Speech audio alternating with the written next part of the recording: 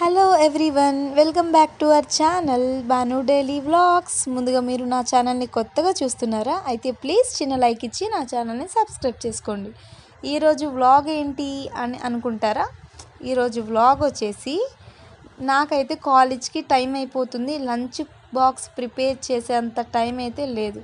వేరే ఆప్షన్ లేక నేనైతే వితిన్ 15 మినిట్స్లో నా లంచ్ బాక్స్కి టమాటా రైస్ అనేది ప్రిపేర్ చేసుకుంటున్నాను. అది ఎలా ప్రిపేర్ చేసుకోవాలో చూసేయండి. ముందుగా స్టవ్ ఆన్ చేసి కడాయి పెట్టుకోవాలి. దాంట్లో తగినంత ఆయిల్ కూడా వేసుకోండి. అలానే మనం జీలకర్ర, కొంచెం శనగపప్పు, మినప్పప్పు కూడా వేసుకొని మంచిగా వేయించుకుందాం క్రంచీగా. అప్పుడైతేనే చాలా టేస్ట్గా ఉంటుంది. అలానే అవి వేగిన తర్వాత నేను చూపిస్తున్నట్లు కరివేపాకు కూడా వేసుకొని బాగా వేయించుకోండి. పచ్చిమిర్చి కూడా వేసుకొని బాగా వేయించుకోండి.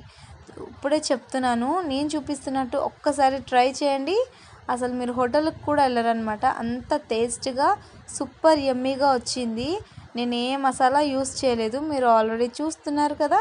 మసాలా అంటే అదేనండి, దాల్చిన చెక్క, బిర్యానీ ఆకు. చాలామంది టమాటా రైస్ అంటేనే అలా ప్రిపేర్ చేస్తూ ఉంటారు, దమ్ పెడుతూ ఉంటారు. కానీ నేనేంటో సింపుల్గా ప్రిపేర్ చేస్తాను. అది రెస్టారెంట్ స్టైల్లో చాలా టేస్టీగా స్పైసీగా వచ్చింది తెలుసా.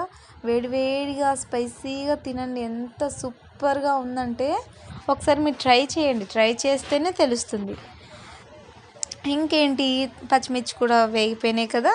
మనం ఆనియన్స్ కూడా వేసుకోవాలి. కట్ చేసి పెట్టుకున్న ఆనియన్స్ కూడా వేసుకొని బాగా వేయించుకోవాలి.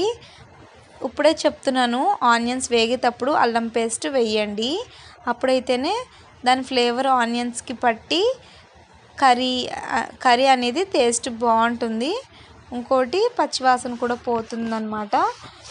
ఇంకా ఆనియన్స్ బాగా బ్రౌన్ కలర్లో ఫ్రై అవ్వాలి. బ్రౌన్ అంటే మరీ బ్లాక్ అయిపోకూడదు, మాడిపోకూడదు. మంచిగా మీకు తెలిసే ఉంటుంది కదా, బ్రౌన్ కలర్లో మంచిగా వేగాలి.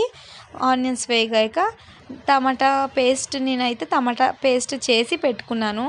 ముక్కలు కోసేంత టైం లేదు అవి ఉడకడానికి. తినడానికి కూడా నాకు కొంచెం ఇబ్బందిగానే ఉంటుంది. ఇంకోటి, నాకు టైం లేదని చెప్పాను కదా, అందుకే ఇంకా వేరే ఆప్షన్ లేక టమాటా పేస్ట్ అయితే చేసి పెట్టుకున్నాను.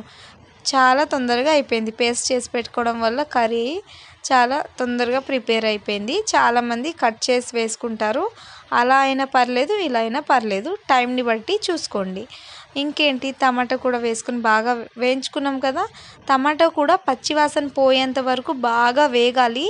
నేను చూపిస్తున్నట్టు మంచిగా వేయించుకోండి. మీరు చూసారా టమాటా నేను ముందు వేసినప్పుడు కలర్ ఎలా ఉందో, వేగిన తర్వాత కలర్ ఎలా ఉందో.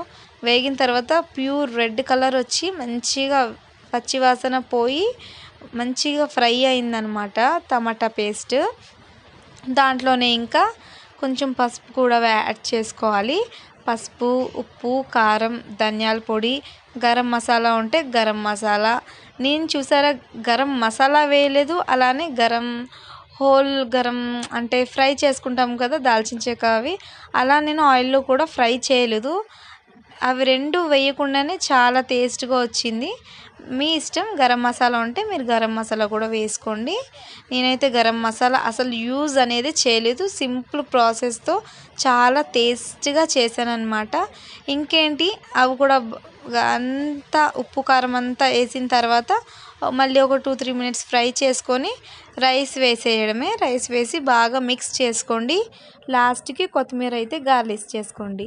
ఇంత కష్టపడ్డాను కదా, చిన్న లైక్ ఇచ్చి నా ఛానల్ని సబ్స్క్రైబ్ చేసుకోండి.